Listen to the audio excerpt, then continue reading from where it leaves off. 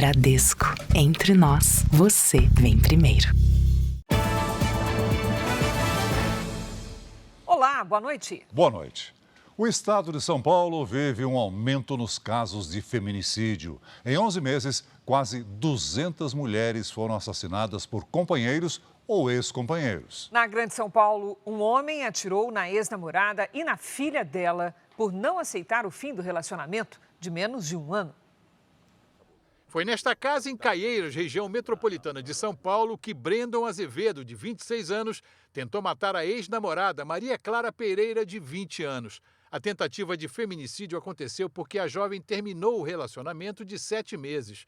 Antes da virada do ano, Brendon usou um aplicativo de mensagens para fazer ameaças a Maria Clara.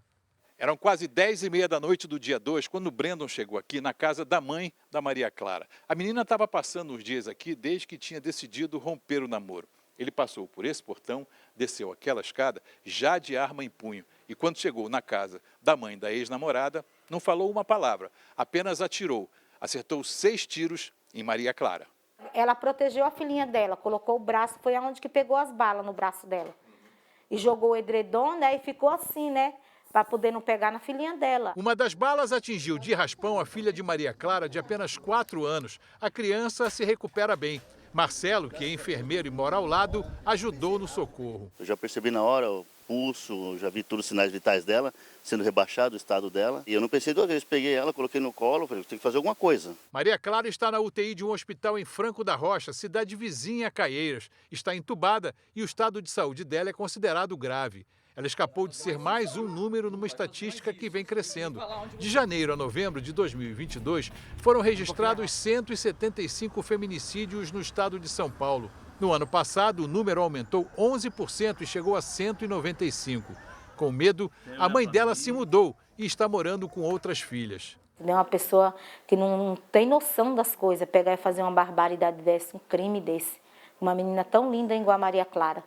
E nunca fez nada para ninguém, uma menina boa, de família. A delegacia de Caieiras já ouviu testemunhas e está à procura de Brendon. Veja agora outros destaques do dia.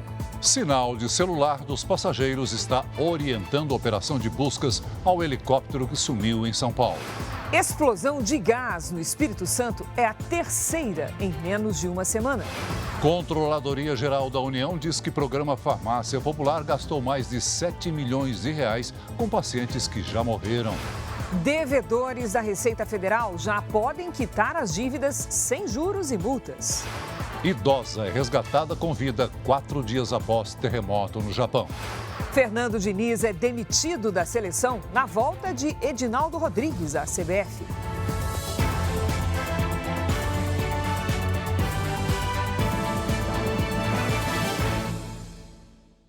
Oferecimento Bradesco. E para você, o que vem primeiro em 2024?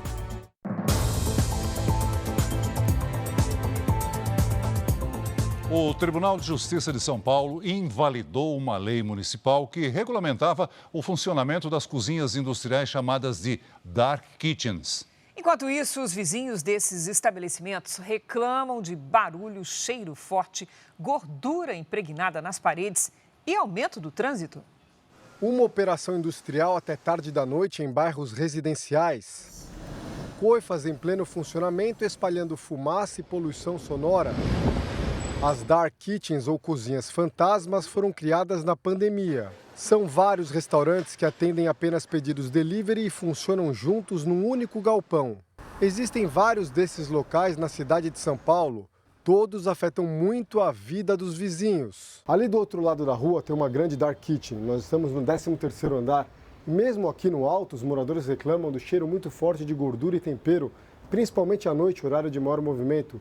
É tão incômodo que mesmo nos dias de forte calor, eles preferem fechar vidros e janelas. Não tem outro jeito. Aquele cheiro invade sua casa toda. É muito difícil. Outros vizinhos reclamam do trânsito provocado pela aglomeração de motoboys e do barulho insuportável. É muito motoboy que ficam parados em cima das calçadas, carga e descarga sendo feita no meio da rua. No fim de 2022, a Prefeitura de São Paulo sancionou uma lei que regulamentava as dark kitchens. Previa, por exemplo, um máximo de 10 cozinhas num galpão em áreas residenciais. Mas, no fim do ano passado, o Tribunal de Justiça invalidou a lei que teria sido aprovada sem um estudo técnico e urbanístico. A Câmara de Vereadores ganhou 180 dias para voltar a debater a lei. Por enquanto, prevalece um impasse jurídico. O fato de a lei ser considerada inconstitucional não pode, de maneira nenhuma, dar uma carta branca para que as empresas que gerem a kitchen funcionem da maneira que querem. Em nota, a Prefeitura da capital disse que foi notificada da decisão e analisa quais medidas judiciais irá adotar. Vizinhos das Dark Kitchens aguardam ansiosos uma solução. Enquanto isso, continuam a conviver com barulho e cheiro de comida no ar. E a gente é obrigado, a gente não tem outro recurso a não ser esperar que eles saiam daqui. Uma cozinha como essa tem que estar numa área industrial especial para isso. 4 pessoas ficaram feridas na explosão de uma casa no Espírito Santo. A suspeita é de que tenha havido um vazamento de gás. Da casa restaram apenas os escombros. A explosão foi no início da manhã de hoje em Vila Velha, na região metropolitana de Vitória. No local moravam um casal e 2 filhas, uma de 9 e outra de 2 anos. A mãe sofreu queimaduras em quase todo o corpo, enquanto o pai machucou a cabeça e as crianças tiveram ferimentos leves. A filha mais velha chegou a ficar presa debaixo da laje por 1 hora e só foi retirada pelos bombeiros. Segundo os bombeiros, a explosão aconteceu enquanto a mulher preparava o café da manhã. Ela teve 90% do corpo queimado. A explosão foi tão forte que atingiu 7 casas da vizinhança. Uma foi interditada pela Defesa Civil. A principal hipótese é de que a explosão tenha sido provocada por vazamento de gás. Os vizinhos relataram que momentos antes sentiram um forte cheiro de gás. Agora, nesse momento, estão retirando os escombros, avaliando quadrante por quadrante, em busca de evidências para que a gente consiga a causa exata dessa explosão. Além desse caso, no Espírito Santo, o Jornal da Record noticiou nos últimos dias pelo menos outros 2 casos de explosões em imóveis causadas por vazamentos de gás. Os bombeiros alertam que alguns cuidados fazem a diferença nessas horas. Aracaju, 31 de dezembro. 6 pessoas morreram e 13 ficaram feridas no desabamento de um prédio depois de uma explosão causada por um vazamento de gás. Porto Alegre, 4 de janeiro. 9 pessoas ficaram feridas, 2 em estado grave, após a explosão num apartamento na zona norte da cidade. A principal suspeita também é de vazamento de gás de cozinha. 4 torres do condomínio estão interditadas. Um grupo de moradores passou a noite no salão de festas. O mau uso do GLP não é a principal causa de incêndios em edificações, mas é a mais perigosa. O fogo chega junto com uma explosão, é repentino e geralmente causa muitos danos. Dos 6.380 incêndios em casas e prédios registrados no estado de São Paulo em 2023, apenas 3% foram provocados por vazamentos de gás. A maioria é causada por curto-circuito. O incêndio iniciado com curto-circuito, ele tem aquele aquecimento, ele começa com chama aberta e ele progride lentamente. Já na explosão do GLP, a explosão ambiental, ela acontece de maneira repentina e incendeia o que está à sua volta. A recomendação é deixar o botijão em uma área externa e coberta. Ficar atento aos prazos de validade do registro e da mangueira. Não deixar a mangueira encostar no fogão. O capitão do Corpo de Bombeiros alerta que é importante ficar atento a vazamentos na hora da instalação do registro. Depois do registro colocado, a maneira ideal de se verificar se está bem colocado, se tem vazamento ou não, é como espuma. Então a gente pega uma esponja de lavar louça, com sabão, com detergente, produz espuma e coloca ao redor aqui. Se não houver a formação de bolha, se não formar bolha ali, é sinal que o nosso gás está colocado de maneira ideal. Imagens divulgadas hoje mostram quando uma mulher foi arrastada durante um roubo na quarta-feira em Sorocaba, interior de São Paulo. Ela tentou recuperar o celular roubado por 2 homens que estavam dentro de um carro. Um deles foi preso, mas o aparelho não foi recuperado. A mulher, de 34 anos, sofreu ferimentos leves. As doenças cardíacas são a principal causa de morte no Brasil e o aumento dos casos de infarto entre os mais jovens tem chamado a atenção dos especialistas. De janeiro a outubro do ano passado, mais de 5.300 pessoas com até 40 anos de idade foram internadas por infarto no país. O Eduardo sofreu um infarto aos 46 anos de idade. Jogava boliche com a família quando passou mal. Quando eu atirei a primeira bola assim, que eu requeri um pouco de força, eu senti uma ligação todinha na frente, parecendo um escudo, assim, um aperto. E eu achei aquilo diferente. Falei, nossa, tem alguma coisa errada comigo. E na segunda rodada, quando eu fui atirar a bola de novo, eu já perdi toda a força. Aí veio a força e andou para as costas. Quando andou para as costas, eu falei, será que é um infarto? No hospital, os médicos confirmaram o infarto. Ele fez um cateterismo em 6 veias parcialmente obstruídas. E mesmo assim, ainda vai ter de passar pela cirurgia de ponte de safena. Ele diz que já mudou os hábitos que quase interromperam a vida dele. Eu não fumo mais, eu não como mais nada de gordura. O óleo, o sal, isso praticamente está reduzido. Olha, de 100 foi para 1% aqui em casa. Além dos maus hábitos, ainda existe o histórico familiar. Eduardo já perdeu 2 irmãos vítimas de infarto. Márcio, com 28 anos, e Cláudio, com 62. Um levantamento do Instituto Nacional de Cardiologia mostra que entre 2008 e 2022, o número de internações por infarto entre os homens aumentou 158%. Saltou de 5.282 por mês para 13.645. Entre as mulheres, subiu de 1.930 internações por mês para 4.973. No ano passado, de janeiro a outubro, mais de 5.300 pessoas com idades entre 20 e 40 anos foram internadas por infarto. A alta incidência nesta faixa etária chama a atenção dos especialistas. Isso se deve à piora dos hábitos de vida. Então você pega tabagismo, é frequente em todas as socializações entre jovens, obesidade, alimentação ruim. As doenças cardiovasculares são a principal causa de morte no Brasil. De 2017 a 2021, mais de 7 milhões de pessoas morreram por esse motivo no país. Quase a população inteira da cidade do Rio de Janeiro. Na última quarta-feira, o cantor sertanejo João Carreiro não resistiu a uma cirurgia cardíaca. Ele tinha 41 anos. E em dezembro, o cantor gospel Pedro Henrique, de 30 anos, estava no palco em Feira de Santana, na Bahia, quando teve um ataque fulminante do coração. O cardiologista do Hospital Moriá diz que hábitos saudáveis ajudam a prevenir as doenças do coração. Parar de fumar ou não fumar, quem nunca fez uso do cigarro.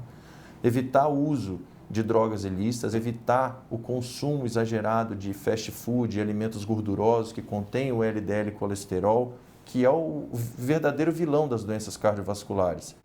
Enquanto espera na fila por uma cirurgia na rede pública aqui em São Paulo, o Eduardo não pode subir aos palcos para cantar como antes, por recomendação médica. Mas ele não está sozinho nessa história.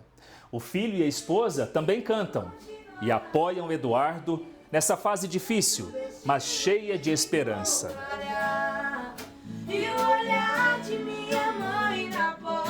Tá cheio de vontade de voltar com isso aqui, né? Demais da conta.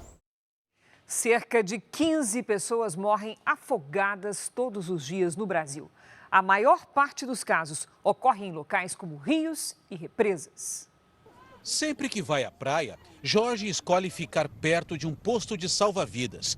Com o filho pequeno, todo cuidado é pouco. A gente justamente já cuida para ficar perto dos bombeiros, realmente justamente para se acontecer algum sinistro, as crianças estão cobertas com nossos bombeiros aí. Essa, inclusive, é uma das principais recomendações para quem vai entrar na água. Sempre evitar locais ermos, locais que não tenham a presença do guarda-vidas. Procurar sempre balneários que estejam ali com a guarita ativada para um banho com maior segurança, Dados da Sociedade Brasileira de Salvamento Aquático apontam que cerca de 15 pessoas morrem afogadas diariamente no país. 70% dessas mortes ocorrem em rios, lagos e represas. A presença do salva-vida costuma ser menor nesses locais e, por isso, os índices são mais altos. As pessoas têm uma falsa ideia de que muitas vezes na água doce apresenta maior segurança, mas não.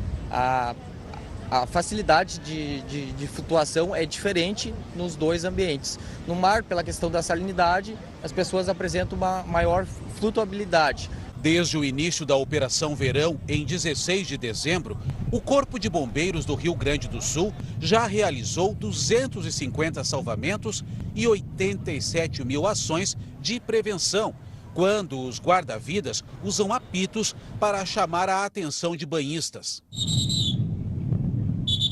Em pouco mais de 2 semanas, já houve 23 mortes por afogamento no estado. 22 ocorreram em balneários de água doce. Foi o caso do pescador Luiz Carlos Fernandes, de 35 anos. Ele desapareceu depois de sair para pescar em um açude na Serra Gaúcha. 2024 começou com praias lotadas no Brasil, mas nem todas estão próprias para o banho. Especialistas alertam que a contaminação da água do mar traz riscos à saúde e pode provocar problemas digestivos e doenças de pele. Com um cenário desse, fica difícil resistir a um mergulho no mar. Apesar da beleza, hoje a praia do Farol da Barra, uma das mais populares de Salvador, foi considerada imprópria para banho, assim como outras 12 praias da capital baiana. Se soubesse, nem aqui tinha vindo. Você acha que falta uma placa, falta aviso? Falta aviso, lógico, falta aviso. Muitos banhistas parecem não se importar com a contaminação da água. Eu cheguei em casa, tomar um banho, aí passa. Na cidade do Rio de Janeiro, 5 praias estão impróprias para banho. Em Natal, são 6. No Recife, 10. E em Fortaleza, o número chega a 16. Em todo o país, são mais de 7 mil quilômetros de praias. Segundo especialistas, a contaminação acontece principalmente pelo esgoto lançado sem tratamento no mar. O contato com a água poluída pode causar doenças. A principal doença transmitida aí são doenças gastrointestinais que levam à diarreia. Então tem que ficar bem atento a isso. E para quem tem lesões de pele ainda pode ter algum problema. No litoral de São Paulo, muita gente já está acostumada a checar a qualidade da água do mar antes de escolher em qual praia ir. Se a bandeira tá vermelha numa praia que você quer ir, você vai? Não, aí não, né? Não vamos, criar um sinalzinho de alerta ali, só não ir. No estado de São Paulo, há quase 60 anos, a condição de banho nas praias é testada.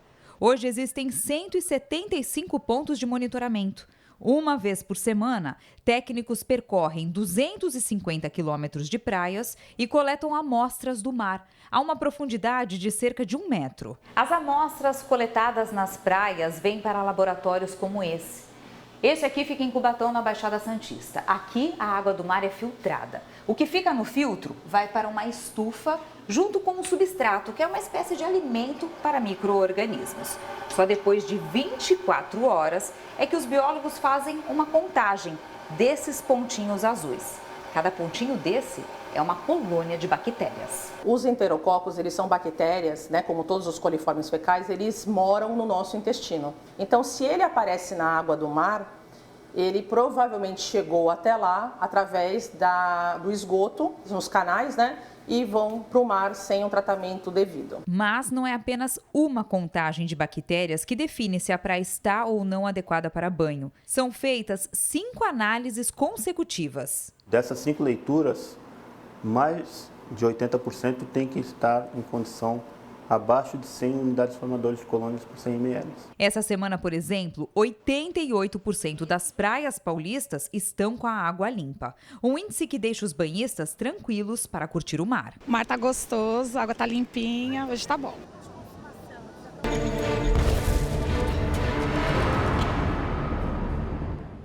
O secretário de Estado americano chegou hoje à Turquia para tentar evitar o conflito entre Israel e os terroristas do Hamas se espalhe pelo Oriente Médio. É a quarta viagem de Antony Blinken à região do conflito em apenas 3 meses. O chefe da diplomacia americana tenta diminuir a tensão em um momento em que a guerra entre Israel e o grupo terrorista Hamas corre o risco de alcançar outros países. Israel afirmou que mais de 100 ataques foram realizados na faixa de Gaza de ontem para hoje. E, de acordo com a última atualização do governo israelense, 25 reféns foram mortos pelo grupo terrorista no território palestino. Mais de 100 permanecem sequestrados. O futuro de Gaza divide até mesmo os líderes israelenses. O ministro da Defesa anunciou um plano para que a região não seja liderada pelo Hamas depois do fim dos combates. Mas Yoav Gallant descartou novos assentamentos judaicos no território e defendeu que Gaza seja controlada pelos palestinos. O projeto foi divulgado antes de ser apresentado ao Gabinete de Guerra, grupo formado por governistas e opositores. A proposta rendeu críticas da ala mais conservadora do governo. Parte dos aliados de Benjamin Netanyahu quer que Israel mantenha o controle total da faixa de Gaza. A ideia foi condenada pelo chefe da diplomacia da União Europeia. Joseph Borrell também viajou para a região nesta sexta-feira e deve se concentrar na tensão na fronteira entre Líbano e Israel. Os extremistas Houthis seguem lançando ataques contra navios comerciais no Mar Vermelho. A ação do grupo apoiado pelo Irã prejudica uma importante rota do comércio global. Os Estados Unidos criaram mais de 2.700.000 vagas de emprego no ano passado. Mas a taxa de desocupação permaneceu estável em 3,7%, o equivalente a 6.300.000 desempregados no país. No Japão, subiu para 94 o número de mortos no terremoto que atingiu o país no primeiro dia do ano. Cerca de 250 pessoas estão desaparecidas. Hoje, uma idosa foi resgatada viva dos escombros. A mulher de 80 anos estava no primeiro andar de uma casa que desabou em Uadima. Ela foi encontrada consciente no meio dos destroços 4 dias depois que o terremoto de magnitude 7,6 atingiu a costa oeste do Japão. A idosa foi levada para um hospital. O governo de Ishikawa vai começar a construir casas provisórias para quem perdeu tudo. As obras começam a partir da próxima semana.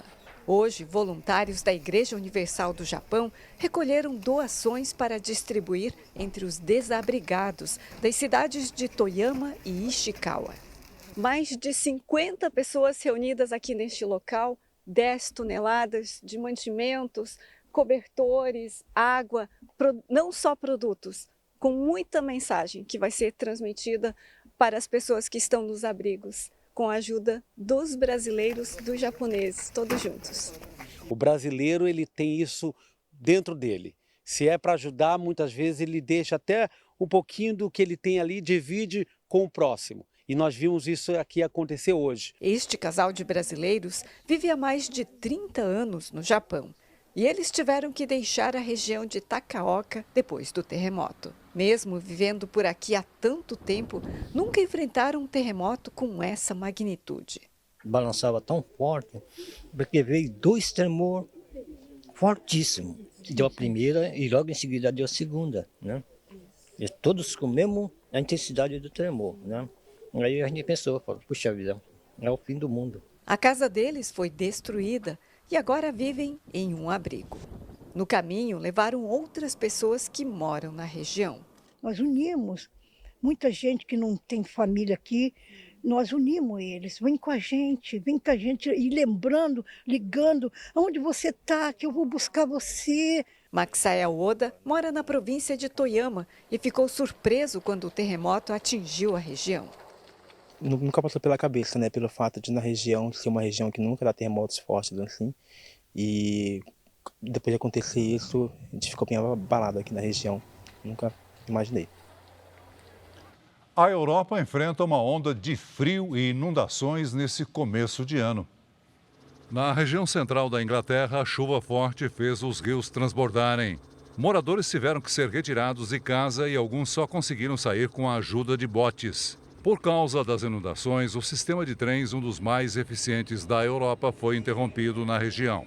Os franceses também enfrentam alagamentos, mas o alerta vermelho, o mais alto para desastres, foi retirado nesta sexta-feira. Já a Rússia e os países nórdicos registram recordes de baixas temperaturas. Na Finlândia, um morador fez uma experiência.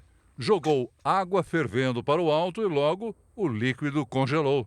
Os termômetros na região marcaram 32 graus negativos.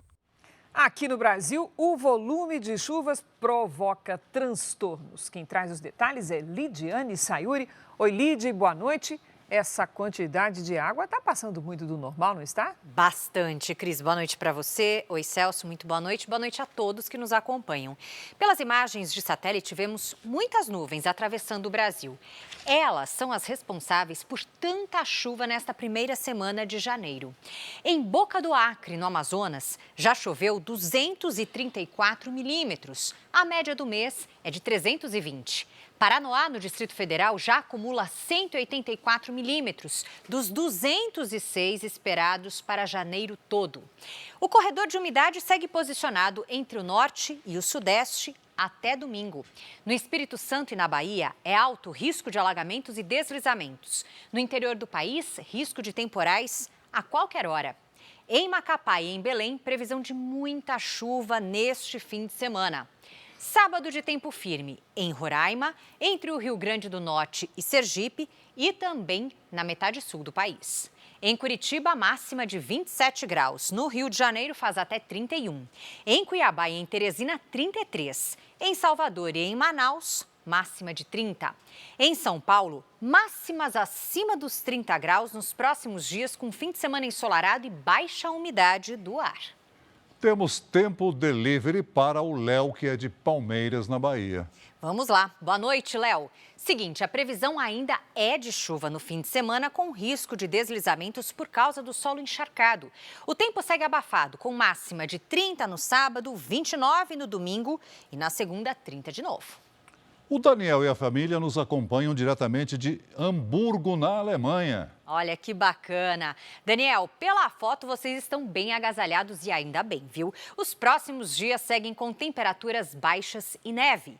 No sábado, mínima de 2 graus negativos e máxima de 0. No domingo, mínima de -6. Na segunda, mínima de -8 graus. A gente agradece o carinho desta família linda, viu? Mande também o seu pedido pelas redes sociais. Para isso, basta usar a hashtag #VocêNoJR. Cris, Celso, bom fim de semana. Para você também, Lidi. Ok, Lidi. Veja a seguir, ex-atleta paralímpico Oscar Pistorius deixa a prisão na África do Sul. Ele foi condenado por matar a namorada. Buscas por helicóptero desaparecido a caminho do litoral de São Paulo são orientadas por sinal de celular de um dos passageiros. Levantamento mostra que Rio de Janeiro concentra mais da metade dos registros de crianças desaparecidas de todo o país.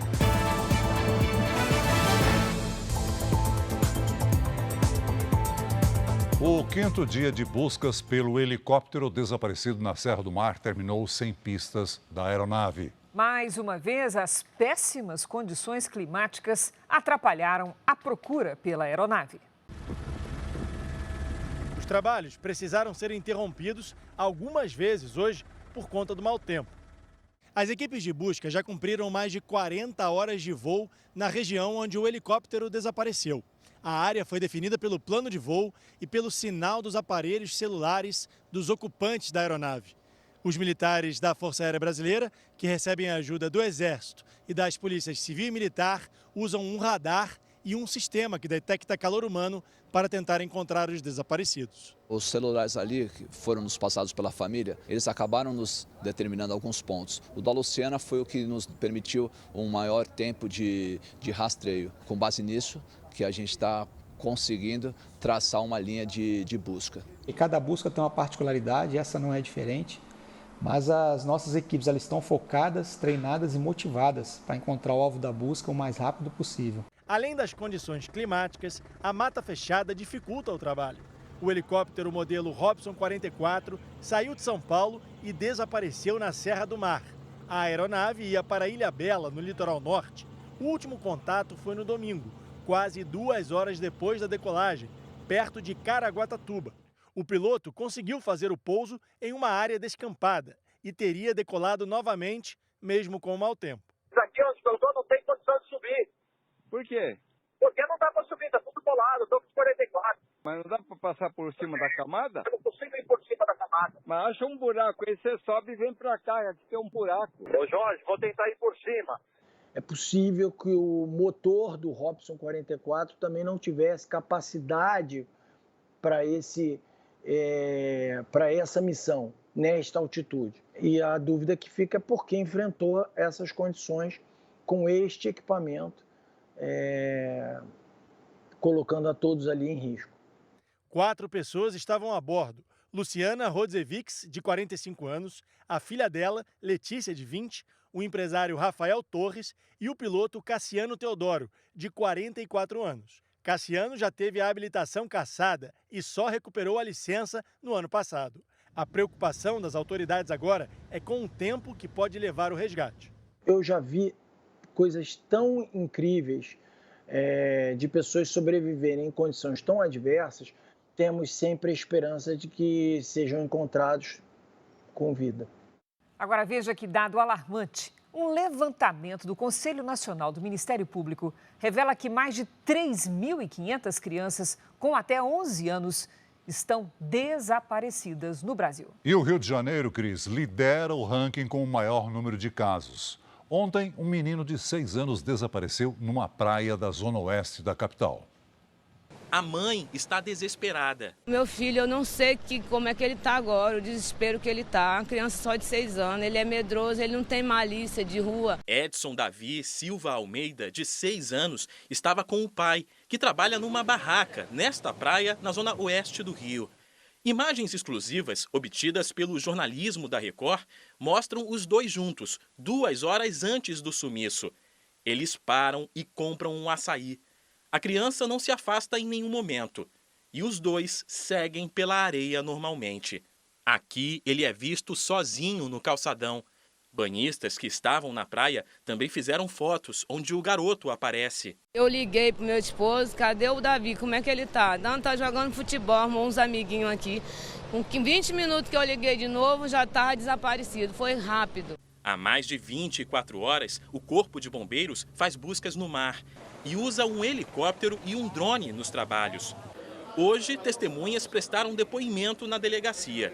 Os agentes também estiveram na orla em busca de pistas que possam ajudar a descobrir o paradeiro do garoto. Um levantamento do Conselho Nacional do Ministério Público mostrou que o estado do Rio de Janeiro tem mais de 1.800 meninos e meninas desaparecidos.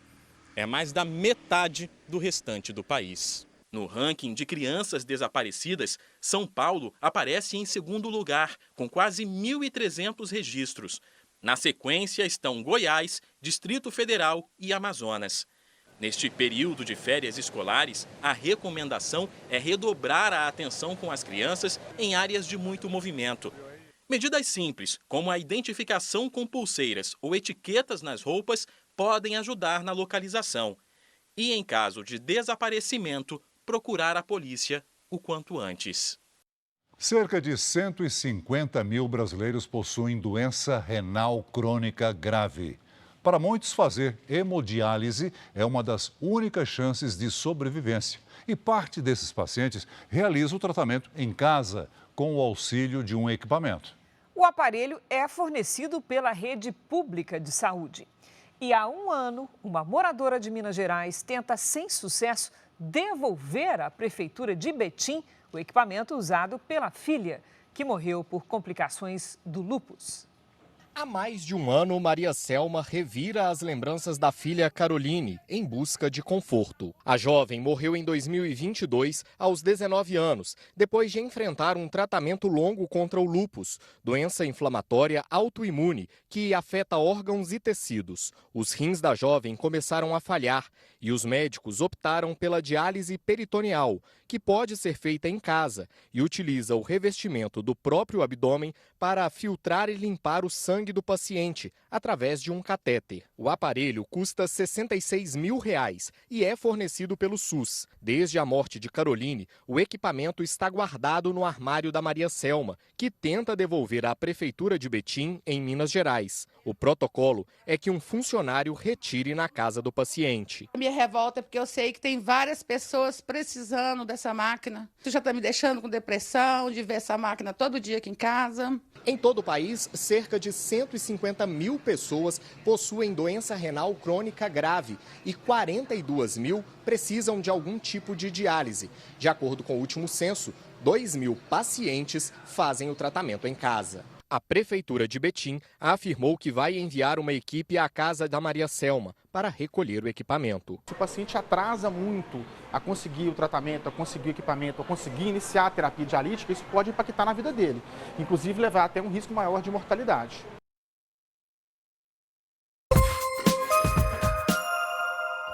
Mais de 1.100.000 vistos americanos foram emitidos para brasileiros no ano passado.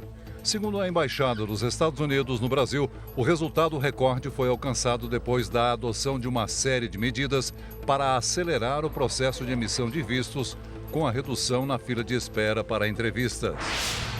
Criminosos em fuga foram parar dentro de um rio depois de uma intensa perseguição com troca de tiros no Rio de Janeiro.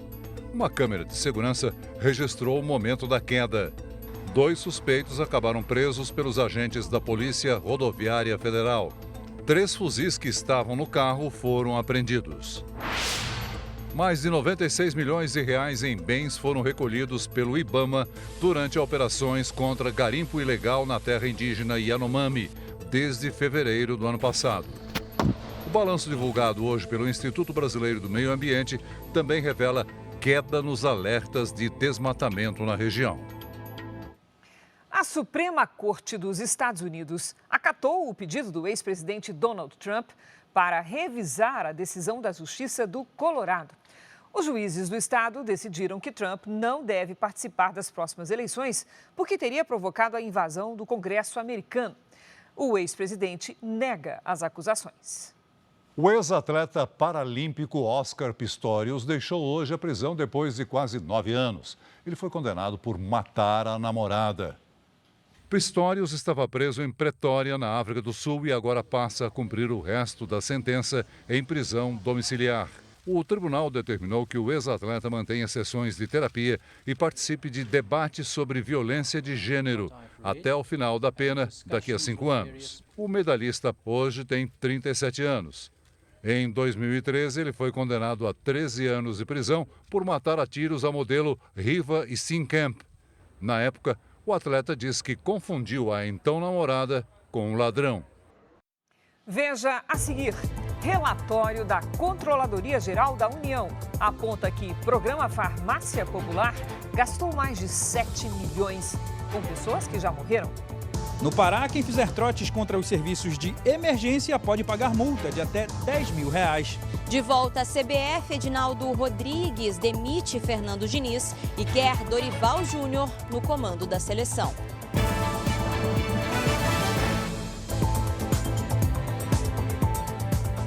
Começou hoje o programa da Receita Federal que dá descontos de até 100% nas multas e juros de dívidas tributárias. A ideia é diminuir a inadimplência de contribuintes.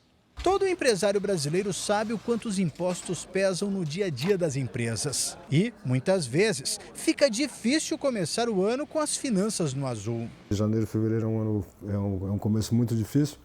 Se você não tem uma reserva do final do ano, fica mais difícil ainda. Você tem as despesas iguais você tem no resto do ano e só não tem a entrada, né? Para tentar diminuir a inadimplência e dar condições para as empresas se planejarem melhor, a Receita Federal criou o programa que dá descontos e até o perdão total das multas. A autorregularização incentivada, como é chamado o programa, beneficia empresas e pessoas físicas que têm dívidas tributárias com a Receita Federal. Para quem aderir ao programa de autorregularização incentivada, as multas e os juros não serão cobrados. O contribuinte fica obrigado a pagar metade da dívida sem os encargos, como uma espécie de entrada, e dividir o restante em até 48 vezes com pagamentos mensais. O programa inclui todos os tributos federais. Empresas e pessoas físicas devem formalizar o pedido pelo portal ECAC da Receita Federal. O prazo da adesão começou hoje e vai até o dia 1º de abril. O objetivo agora é efetivamente se aproximar do contribuinte. Então, é o chamado fisco orientador. Então, mais do que punir, o objetivo é você orientar, você promover principalmente essa possibilidade do contribuinte se autorregularizar, né? Ele identificar qual é o problema e se autorregularizar. O comércio exterior brasileiro fechou o ano passado com um saldo recorde de 98 bilhões e 800 milhões de dólares, equivalente a 482 bilhões e 100 milhões de reais. O volume representa um aumento de mais de 60% em relação ao saldo da balança comercial de 2022. Balança comercial é a diferença entre tudo que o país importa e exporta. Esses dados foram divulgados hoje pela Secretaria de Comércio Exterior. A Controladoria Geral da União identificou que o programa Farmácia Popular pagou remédios para pessoas que já morreram, isso no intervalo de 5 anos. Vamos saber com Luiz Fara Monteiro, afinal, que história é essa? Oi, Fara, conta tudo. Oi, Cris, boa noite para você, para o Celso e a todos que acompanham o JR essa noite. Exatamente, o programa do governo federal ainda liberou medicamentos que não constavam em estoques. Com isso, o prejuízo aos cofres públicos passou dos 2 bilhões de reais.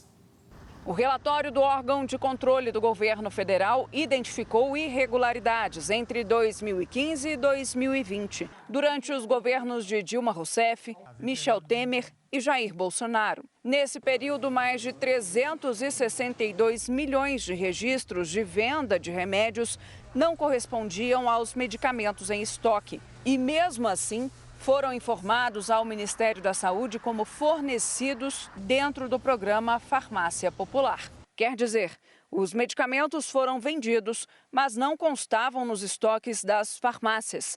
Segundo o documento da CGU, essas operações correspondem a mais de 2 bilhões e 500 milhões de reais, o que representa mais de 18% do orçamento total do programa durante os 5 anos investigados. Ainda segundo a CGU, mais de 7 milhões e 400 mil reais foram gastos com medicamentos para pessoas que já morreram. É necessário agora um desdobramento dessas investigações. A CGU, então, vai encaminhar esse relatório à Polícia Federal, porque a gente pode estar falando aí, por exemplo, de sonegação fiscal, a gente pode estar falando de cargas roubadas, a gente pode estar falando, inclusive, de medicamentos falsos. De acordo com a CGU, a auditoria identificou pontos críticos no controle das vendas dentro do Farmácia Popular. A Controladoria recomendou o descredenciamento de estabelecimentos que não comprovarem as vendas com nota fiscal e aconselhou que haja um maior controle para comprovar que o medicamento foi entregue ao paciente. E sobre essa denúncia, o Ministério da Saúde informou que, ao reestruturar o programa Farmácia Popular, priorizou corrigir as distorções que haviam sido apontadas pela Controladoria Geral da União e que trabalha com o Tribunal de Contas da União, TCU, para aperfeiçoar os sistemas de controle. O presidente Lula retomou a agenda de trabalho hoje no Palácio do Planalto e ele tratou do evento do 8 de janeiro em defesa da democracia. O presidente teve o primeiro encontro do ano com o ministro da Defesa, José Múcio Monteiro. Lula e Múcio trataram da inauguração da pedra fundamental do Instituto de Tecnologia da Aeronáutica, o ITA, no Ceará, e do programa de submarinos da Marinha do Brasil. O projeto prevê a construção de 4 submarinos de propulsão diesel elétrica e 1 nuclear. Daqui do Planalto, Lula acerta os últimos detalhes do ato em defesa da democracia, marcado para segunda-feira, quando completa 1 ano dos atos de vandalismo contra as sedes dos 3 poderes. O evento já tem presença confirmada dos presidentes da Câmara, Senado, Supremo Tribunal Federal, chefes das Forças Armadas, ministros e governadores. Mais de 2.000 policiais militares vão garantir a segurança. Ainda nesta sexta-feira, o Ministério da Cultura anunciou que o Museu da Democracia já tem local definido para ser construído. Será na esplanada dos ministérios, próximo ao Teatro Nacional. A obra vai custar 40 milhões de reais e será financiada com verba do Programa de Aceleração do Crescimento, o PAC. A expectativa é que a construção comece no ano que vem. A determinação do presidente Lula é que o 8 de janeiro não passe em branco e que se reforce ao máximo a importância de se defender a democracia. Para você saber mais notícias de Brasília, é só acessar o r7.com. Voltamos a São Paulo com Cris e Celso. Obrigada, Fara. 11 pessoas foram presas suspeitas de ligação com a explosão de 2 bombas no Irã. Segundo autoridades, as prisões aconteceram em 5 regiões diferentes. O grupo terrorista Estado Islâmico assumiu a autoria do ataque, que matou 84 pessoas e feriu mais de 200. Elas participavam de uma cerimônia em homenagem ao general iraniano Qassem Soleimani, morto num ataque americano em 2020. No ano passado, os serviços de emergência do Pará receberam mais de 11 mil ligações que eram trotes. A prática criminosa prejudica o trabalho de quem salva vidas. O marido da Nazaré passou mal e a família entrou em desespero. Na hora que ele deu o ataque do aneurisma nele, a gente precisou, chamou o SAMU, chamamos a polícia também pedindo socorro, que a gente precisava de um veículo para trazer ele para o hospital. E trouxemos sim, mas em carro particular, porque se dependesse do SAMU e da polícia para ajudar a gente, não vieram. Por trás dessa demora podem estar inúmeras chamadas falsas. SAMU, qual é a urgência? Qual foi, rapaziada? A brincadeira de mau gosto prejudica o atendimento a ocorrências reais e urgentes. Uma comunicação falsa faz com que uma viatura e um efetivo se desloquem a um local para atender uma ocorrência que não existe. O trote é considerado pelo Código Penal brasileiro como um crime de comunicação falsa, com pena prevista de 1 a 6 meses de reclusão. E agora, aqui no Pará, quem fizer esse tipo de brincadeira com os serviços de emergência pode pagar multa de até R$10 mil. A lei deve ser regulamentada nos próximos dias. O valor arrecadado com as multas será destinado ao Fundo Estadual de Segurança Pública e Defesa Social. O objetivo é reduzir o número de trotes que chegou a 30% das ligações recebidas pelos serviços de emergência do Pará no ano passado. De acordo com a Secretaria de Segurança Pública, na região metropolitana de Belém foram registrados mais de 11.300 trotes no ano passado, um aumento de quase 36% em relação a 2022. No Centro Integrado de Operações, as ligações não param, são dezenas de ocorrências por minuto. Por isso, a multa pode ajudar. Quando dói no bolso, as pessoas têm mais um temor, né? Tem que tocar no bolso para que elas possam entender da importância disso. Futebol. Fernando Diniz não é mais o técnico da seleção brasileira. A decisão foi tomada por Edinaldo Rodrigues, após voltar à presidência da CBF. Dorival Júnior, técnico do São Paulo, é o mais cotado para assumir o comando da equipe. O ano começa com mudanças na CBF. Foi só Edinaldo Rodrigues voltar à presidência da Confederação Brasileira de Futebol que o técnico interino Fernando Diniz foi demitido. O contrato dele acabaria em julho. Em 6 jogos pelas eliminatórias da próxima Copa do Mundo, foram 2 vitórias, 1 empate e 3 derrotas. Um resultado que deixou o Brasil com apenas 7 pontos e na 6ª colocação da tabela.